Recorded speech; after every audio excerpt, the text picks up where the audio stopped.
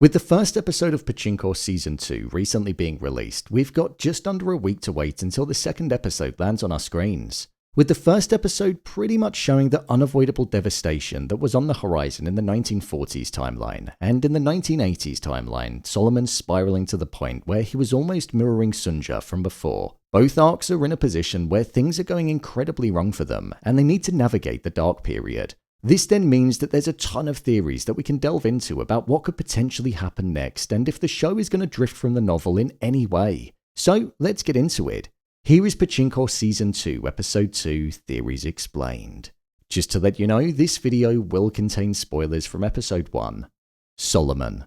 Solomon's story in this season is one which very much feels like it's focused on him finding purpose in his life again and regaining that sense of belonging and also power and wealth that he's used to. The deal that he made in Season 1, which made him side with his heritage rather than the business he was working for, is something that's lingering in his shadow and following him around, ultimately preventing him from gaining new opportunities and also stopping people from investing in him. I think we're going to see him spiral even more and suffer more before there's any chance of him coming back and finding the success that he's looking for. This is a big test for the character, and we're going to have to see him go through some stuff. Within the trailer for Season 2, we saw that Sunja said to him that she didn't want him to forget who he was. So I wonder if he's going to question going against his identity in order to better himself, or if he's going to be driven to a point of darkness. Almost like what we saw when he was in the store with his grandmother, and in his desperate state, he could almost start to become somebody else. Within the Season 2 trailer, Solomon said that he only had 3 months left in his bank account, and that he was somebody who pretty much had nothing left to lose, a place in life where nobody wants to truly be. So I think over the next couple of episodes, he's going to be deteriorating. It seems like he's going to be reaching out and speaking with Naomi as well, as it looks like a romance is going to blossom between the both of them. Solomon's arc is a really interesting one to follow, as power and money is what's always driven him. He's the latest generation, and as we've seen over the course of the show, you only have to go back 2 generations to see the drastic difference. So he's getting a feel for what it's like to not have that power and wealth and to be looked down upon, just like what his grandmother was.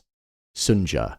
The last we saw of Sunja in Episode 1 was when she walked away from Hansu after he admitted that he'd hired Mr. Kim to keep an eye on her and her 2 children for the past couple of years, and ultimately inform him of every piece of information that they knew about their lives, whilst also ensuring that they were kept safe.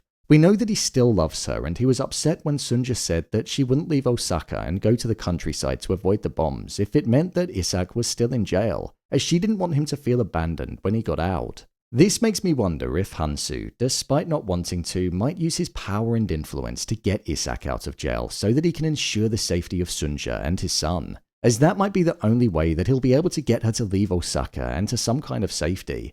Hansu got her out of a jail sentence, so I feel that was shown to us because he could well do it again. The bombing of Osaka during the Second World War occurred in June of 1945, so we know that it isn't too far away, especially with the leaflets being dropped by the American planes giving the civilians a warning. We also know that Isak's brother, Josep, is in Nagasaki as he was drafted to work in a munitions factory, so I think he's going to meet some kind of tragic fate throughout the show. I don't think that will happen in the next episode though. I imagine it will be partway through the season.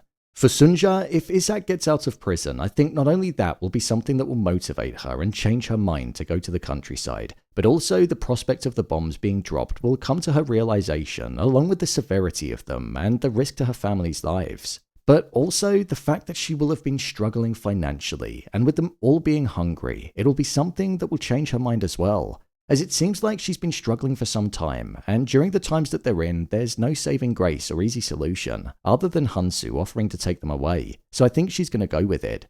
Within the Season 2 trailer, it does look like Sunja changes her mind and decides to go to the countryside, but that will probably be later on down the line. I think within the next episode, we'll see Hansu trying to think of a different way of getting Sunja to go, and doing everything that he can to make sure that they're safe. I also think we're going to be seeing Sunja's mind with a bit of conflict within it. The 2 loves of her life are there at the same time. However, the person that she does truly care about, Isak, is inaccessible, and the one that she used to love has been taking care of her from a distance for the past couple of years. This will most probably throw her mind into all sorts of places, as having Hansu return after all of this time and seeing that he cares for her will be something that she'll be thinking about for certain. Within the 1980s timeline, I think Sunja is going to be looking at Solomon and somewhat relating to the feeling that he has. The emptiness, helplessness, and the feeling like there's no escape from the problems that he currently has. Sunja has been through a lot in her life, and I think she's going to be trying to do her best to keep Solomon on track and close to his identity,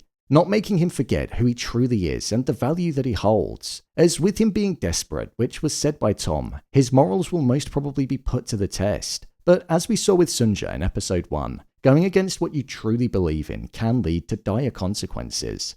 Sunja and Solomon's stories are mirroring each other in slightly different ways. In fact, completely different ways. But the emotions that they're experiencing are pretty similar, which is most probably what's leading Sunja to being able to relate. Seeing them both experience a different type of rock bottom, but discrimination being at the core of that rock bottom, despite being two completely different time periods, is something which is heartbreaking, yet inspiring to watch, because they have to find a way to overcome it, and they can only do it themselves. Noah. In terms of Noah, I think there's going to be a focus on him in this season of looking to take a hold of the potential that he has within him and bettering himself in some way. We saw the first signs of this with his teacher handing him over the entrance test for Waseda University. Hansu even said to Sunja that he knew that his son wasn't reaching his full potential after the information was reported back from Mr. Kim. So I think that's going to be a key part of the character's growth and story as the episodes develop. Noah and Mozasu are very different despite being brothers, and we saw how different they were with the way that Mozasu embraced his culture and cuisine by standing up on the desk and announcing to the entire classroom what he was eating and why it was special to him, even after being picked on. And we saw Noah just try to ignore the people that were ridiculing him and his family.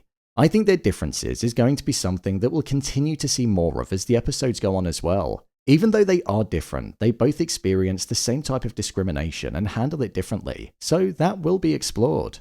As you can see, there are a few different directions that the next episode of the show could go in. The 1940s timeline is probably the one that I'm most invested in at the moment, just because there are lives on the line due to the hostility of the time period. So I am really intrigued to see how Sunja is going to navigate that space and ensure the safety of her family, because ultimately that's what she wants most in the world. So, there you have it, Pachinko Season 2 Episode 2 Theories Explained.